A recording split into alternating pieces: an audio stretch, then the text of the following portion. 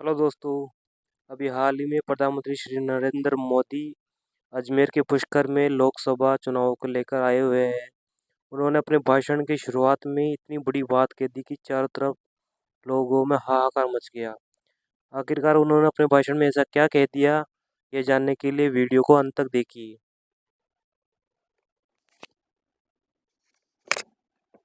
सबसे पहले तो इतनी बड़ी तादाद में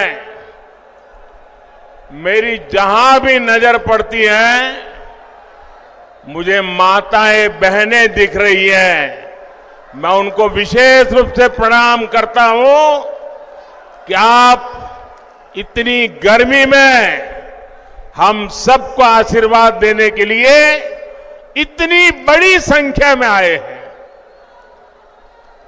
शायद राजस्थान नया इतिहास लिखने जा रहा है। माताएं बहनें, मैं सर झुका करके आपको प्रणाम करता हूं। जय पुष्कर राजरी। परम पिता ब्रह्मा जी री जय। जय श्रीमन नारायण। सावित्री मातारी जय। अजमेर, नागौर, ये हमारा राजस्थान वीर माताओं की भूमि है। यहां गोद में जो बच्चे पलते हैं ना, तो वीर माताओं के संस्कार से वीर बच्चे पैदा होते हैं। सेना में जाइए, मेरे राजस्थान की चमक दमक, और सिर्फ वो चमक दमक वो लंबी लंबी मूछ वाले नौजवानों के कारण ऐसा नहीं, ये वीर माताओं के कारण है। ये वीर माताओं के कारण है। लेकिन बेटा तो सेना में जा सकता था, ये मेरी वीर बेटियां नहीं जा सकती थी। मोदी ने वो दरवाजे भी खोल दिए हैं। मेरी बेटियां सेना में जा रही है। मैंने सैनिक स्कूल के दरवाजे खोल दिए हैं। गर्भावस्था के दौरान जब उस बच्चे को मां की सबसे ज्यादा जरूरत होती है, लेकिन वो रोजी रोटी कमाने के लिए कुछ ही दिन में नौकरी पर चली जाती है, छोटे से नन्हे बच्चे को छोड़ के जाना पड़ता था। ये दर्द भी आपका ये बेटा भली भांति समझता है। और इसलिए ऐसी बेटियां जो काम करती हैं, उनके लिए प्रसूति के बाद 26 हफ्ते की छुट्टी, यानी आधा साल 6 महीने की छुट्टी हमारी सरकार ने दी है। हमने पार्लियामेंट में 3-3 दशक से लटका हुआ नारी शक्ति वंदन अधिनियम से अब पार्लियामेंट में, असेंबली में, संसद में और विधानसभा में हमारी माताओं बहनों के लिए सीटों का आरक्षण पक्का कर दिया है। ऐसी तो अनगिनत योजनाएं, उसका परिणाम है कि आज भारत की नारी शक्ति के हौसले बुलंद है। और तभी मैं कहता हूं कि नीयत सही तो नतीजे सही। मुझे गर्व होता है, आज गांव की बेटियां ड्रोन उड़ा रही है। जो कभी साइकिल नहीं चला पाती थी, वो आज ड्रोन पायलट बनकर के गांव में खेती में मदद कर रही है। आज खेल के मैदान में हमारी बेटियां कमाल कर रही है। आज इसरो के बड़े प्रोजेक्ट्स को हमारी महिलाएं हैंडल कर रही हैं। आज दुनिया में महिला पायलट्स का सबसे ज्यादा प्रतिशत भारत में है। जो विमान उड़ाती है। साथियों, बीते 10 वर्ष में नारी कल्याण के लिए हमने जो किया है, ये सूची बहुत लंबी है। आपको भी लगता है अरे मोदी जी इतना सारा कर दिया, ये भी किया, वो भी किया, इधर भी किया, इतना भी किया। मेरे राजस्थान के भाइयों बहनों, मेरे देश के भाइयों बहनों, ये जो किया है वो भले कितना ही ज्यादा क्यों ना हो, कितना ही अच्छा क्यों ना हो, लेकिन मोदी के मन की बात बता देता हूं, ये जो कुछ भी किया है ना, वो तो अभी ट्रेलर है, ट्रेलर।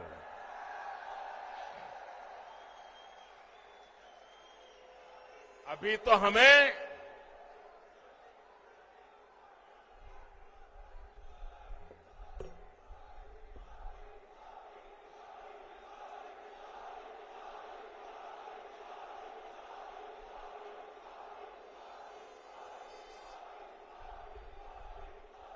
अभी तो ये ट्रेलर है। हमें देश को बहुत आगे लेके जाना है। और इसलिए मैं कहता हूं, आपका सपना ये मोदी का संकल्प है। हमें 2047 तक भारत को विकसित बनाना है। हमें भारत को दुनिया की तीसरी बड़ी आर्थिक ताकत बनाना है। हमें हर प्रकार से भारत को आत्मनिर्भर बनाना है। ये तभी संभव होगा जब देश की आधी आबादी की भागीदारी का विस्तार होगा। माताओं, बहनों, बेटियों का सुख, सुविधा, सम्मान, सुरक्षा और समृद्धि, ये मोदी की गारंटी है।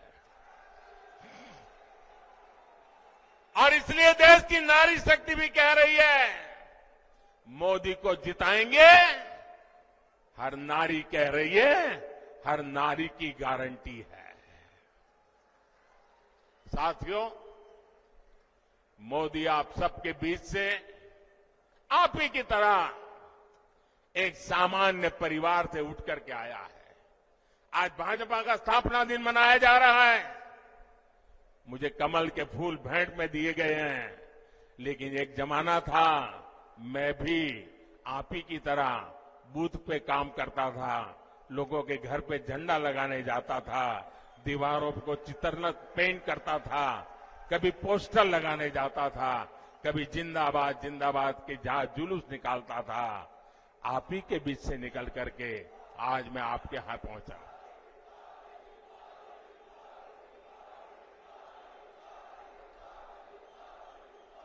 साथियों, ये जो देश के बड़े बड़े नामदार कांग्रेस और शाही परिवार के बड़े बड़े नामदार इस कामदार को गाली देते हैं, वो नामदार है, शायद गाली देना उनका वो अधिकार मानते होंगे। ये कामदार ऐसा है जो हर गाली को पचा जाता है। साथियों, ये मोदी से इसलिए नाराज है क्योंकि मोदी आज देश के गांव गरीब के साथ चट्टान की तरह खड़ा है। जनता के पैसे को लूटना ये लोग अपना खानदानी हक समझते थे। मोदी ने पिछले 10 साल में लूट की इस बीमारी का परमानेंट इलाज कर दिया है। मोदी ने इनकी लूट की दुकान का शटर गिरा दिया है और इसलिए ये बौखलाए हुए हैं। साथियों, इन परिवारवादी भ्रष्टाचारियों के कैसे कैसे खेल होते हैं, मैं आपको एक उदाहरण देता हूं। आज बीजेपी की सरकार देश के 80 करोड़ जरूरतमंदों को मुफ्त राशन देती है। अलग अलग योजनाओं का पैसा सीधा आपके खाते में आता है।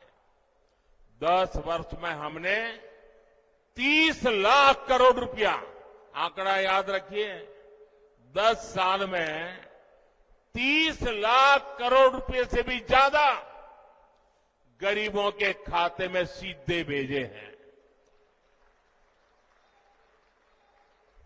जब कांग्रेस की सरकार थी तब जो भी पैसा सरकार द्वारा भेजा जाता था तो बीच में ही लूट जाता था। अब आप सोचिए, कांग्रेस के प्रधानमंत्री ने कहा था कि दिल्ली से 1 रुपया भेजते हैं तो 15 पैसा पहुंचता है। कहा था कि नहीं कहा था? कांग्रेस के एक प्रधानमंत्री ने कहा था ना कि दिल्ली से 1 रुपया भेजते हैं तो 15 पैसा पहुंचता है। अगर 30 लाख करोड़ रुपया उनके पास होते तो क्या होता, मुझे बताइए। अब 1 रुपया भेजते हैं, 15 पैसा पहुंचता है, तो वो कौन सा पंजा है जो बीच में से रुपये मार लेता है? भाइयों बहनों, हमने जांच कराई तो पता चला कि कांग्रेस ने 10 करोड़ से ज्यादा ऐसे फर्जी लाभार्थी बनवा कर रखे थे जिनका कभी जन्म ही नहीं हुआ था, पैदा ही नहीं हुए, लेकिन योजनाएं उनके नाम पर चढ़ जाती थी। यानी 10 करोड़ फर्जी नामों पर आपके हक का हजारों करोड़ रुपया सीधे कांग्रेस के बिचौलिए के पास जा रहा था। मोदी ने ये खेल बंद कर दिया। मैंने जांच एजेंसियों को खुली छूट दी है। आपने देखा होगा, कांग्रेस के एक सांसद के यहां से 300 करोड़ से ज्यादा नगद, आप कल्पना कर सकते हैं जी, 300 करोड़ रुपए नगद अलमारी में ढेर के ढेर पड़े थे और पकड़े गए। टीवी पर आपने देखा होगा। आप हैरान हो जाएंगे, ये बैंक के पास नोट गिनने के जो मशीन होते हैं ना, मुझे कितनी बैंकों से लाया, लेकिन मशीन थक गए गिनते गिनते, मशीन बंद हो जाते थे, पैसे निकलते ही जा रहे थे। कांग्रेस का घमंडिया गठबंधन मोदी से परेशान है, इसलिए चिढ़ता है, गुस्सा करता है, गाली देता है। लेकिन कांग्रेस के लोग समझ ले, आप जितना कीचड़ उछालोगे ना, जितना कीचड़ उछालोगे, कमल उतना ही ज्यादा खिलने वाला है।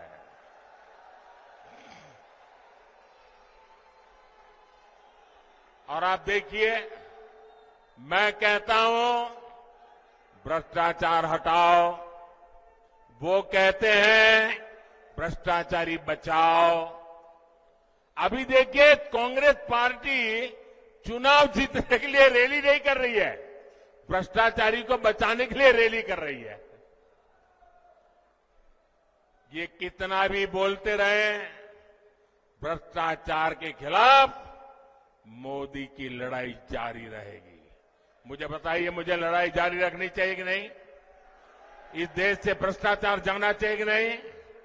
भ्रष्टाचार खत्म होना चाहिए कि नहीं होना चाहिए? आपके आशीर्वाद है ना? आपके आशीर्वाद है ना? आपके आशीर्वाद है तो मैं लड़ता रहूंगा। और भाइयों बहनों, मेरी सरकार का तीसरा कार्यकाल बहुत दूर नहीं है। पहले 100 दिन में भ्रष्टाचार के खिलाफ बीजेपी सरकार और भी बड़े फैसले लेने जा रही है। मैं तैयारी करके बैठा हूं, सारी तैयारी शुरू कर दी है। और इसलिए मैं कहता हूं, 10 साल में जो कार्रवाई देखी वो तो ट्रेलर है। अभी तो बहुत कुछ होना बाकी है। साथियों, राजस्थान में आने वाली 19 अप्रैल और 26 अप्रैल को मतदान होगा। अब आप देखिए, राम मंदिर बना, आप लोग खुश है कि नहीं है? राम मंदिर बना, आप लोग खुश है कि नहीं है? आपके मन को शांति मिली कि नहीं मिली? अब मुझे बताइए, चलो भाई राम मंदिर बन गया, लेकिन उसकी प्राण प्रतिष्ठा में जाने का विरोध करना, ये शोभा देता है क्या? इतना ही नहीं, अगर कोई प्राण प्रतिष्ठा में आ गया तो उसको कांग्रेस पार्टी से 6 साल के लिए निकाल दिया। क्या इस देश में ऐसा हो सकता है भाई? प्रभु राम के बिना आप देश की कल्पना कर सकते हो? हमारे यहां तो सुबह शाम मिलते हैं तो राम राम सा करके शुरू करते हैं भाई, और अंतिम विदाई में भी राम बोलो राम से ही जाते हैं जी। उस राम के खिलाफ इतना गुस्सा मेरे दिमाग में नहीं बैठ रहा है भैया।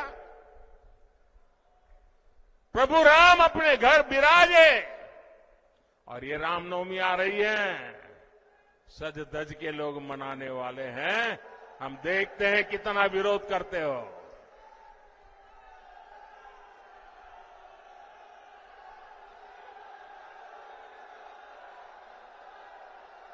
साथियों,